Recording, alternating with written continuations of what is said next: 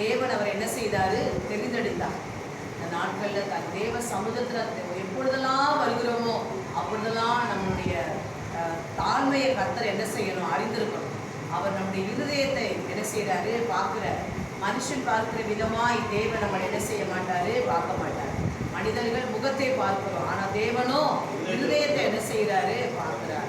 தாழ்மை உள்ளவனுக்கு அவர் கிருபைகளை கொடுக்கிறவராக இருக்கிறார். தாழ்த்துகிறவனை கர்த்தர் உயர்த்துகிறவராக இருக்கிறார். இந்த வேலையில எல்லாருமே ஏசப்பா என்னை ஒரு விசை ஏதாவது இந்த காரியத்திலேயாவது நான் பெருமைப்பட்டிருந்தேனா என்னை ஒரு விசை மன்னிங்கப்பான்னு சொல்லுங்க. அவருடைய சமூகத்துல ஆண்டவரே உனக்கு ஸ்தோத்திரம். என்னை ஒரு விசை ஆவிக்குரிய காரியத்திலேயோ சரீர பிரகாரமான காரியத்திலேயோ என் குடும்ப காரியத்திலேயோ பிள்ளைகள் காரியத்துல ஏதாவது நான் பெருமையோடு இருந்து நான் பெருமையா பேசியிருந்தா என்னை தயவாக மன்னிங்கப்பா. நீர் என்னை ஆசீர்வதிக்கணும்னு சித்தம் வச்சிருக்கீங்க. அந்த ஆசீர்வாதத்துக்கு நான் தடையா இருந்துடக்கூடாது ஆண்டவரே. எதையாவது என்னுடைய சிந்தையில என்னுடைய வார்த்தையில நான் பெருமையாக பேசியிருந்தனா என்னை தயவாக மன்னிக்கப்பான்னு சொல்லி எல்லாருமே அவருடைய சமூகத்துல நம்ம தேவனை நோக்கி கொஞ்ச நேரம் அவரை நோக்கி பார்த்து நம்ம செபிப்போம். ஆண்டவரே நீங்க பெருமை உள்ளவர்களுக்கு எதிர்த்து நிக்கிறேன்னு சொல்லியிருக்கீங்க, தாழ்மை உள்ளவர்களுக்கு கிருபையை கொடுக்கிறேன்னு சொல்லியிருக்கீங்க ராஜா. என்னை ஒரு விசை தாழ்த்துறேன் அப்பா. தாவீதை நோக்கி பார்த்தது போல என்னை நோக்கி பாருங்க ஆண்டவரேன்னு சொல்லுங்க. ஹல்லேலூயா ஹல்லேலூயா. இயேசுவே எங்களுக்கு மன இறங்குங்கப்பா, மன இறங்குங்க.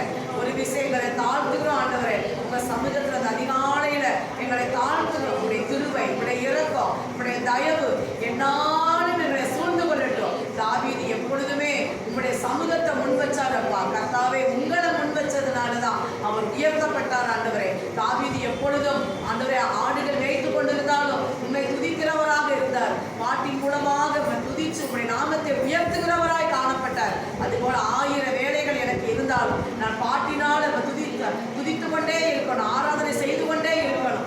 எப்பொழுது என் நாவில உங்களுடைய புகழ்ந்து பாடக்கூடிய பாடல்களை வைங்காண்டவரே சொல்லுங்க. உங்களுடைய நாமத்தை உயர்த்தி துதிக்கக்கூடிய துதிய என் நாவில வைங்கப்பான்னு சொல்லுங்க. ஆராதனை வீரனாகிய தாவீது அவர் துதித்து பாடிக்கொண்டே இருந்தார். அதுதான் சாமுவேல்கிட்ட வந்து நிற்கும் போது சாமுவேலே தாவீதை பார்த்து வர்ணிக்க முடிஞ்சிச்சு. அழகிய கண்கள், சிவந்த மேனி, நல்ல ரூபம், அப்படிப்பட்ட அழகை தேவன் என்ன செய்திருந்தார்? கொடுத்திருந்தார். நம்மளும் பாடி கர்த்தரை துதிக்கும் போது நம்ம சரீரத்தை அவர் நல்ல ரூபமாக நம்மளை ஆவிக்குரிய அழகினால் அவர் அழகுபடுத்துகிறவராக இருக்கிறார்.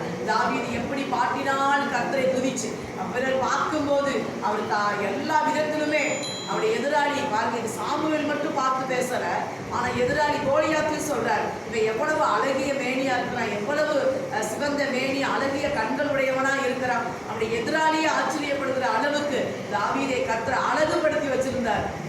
காரணம் எப்பொழுதுமே அவர் தேவனை துதிக்கிறவராக, அவரை பாட்டினால தேவனை புகழ்ந்து பாடுகிறவராக காணப்பட்டார். அதுபோல நம்ம சபையார் இந்த நாட்களில அந்த யூத கோத்திரத்துடைய அபிஷேகம் நம்ம சபைக்கு இருக்குது. நீங்க எல்லாம் நல்லா பாடுவீங்க, நல்லா அவரை துதிப்பீங்க. நேரம் கிடைக்கும் போதெல்லாம் நல்லா பாடுங்க, பாட்டினால் அவரை துதியுங்க, அப்படி நாமத்தை உயர்த்துங்க. கர்த்தர் உங்களையும் மேன்மைப்படுத்துவார். அந்த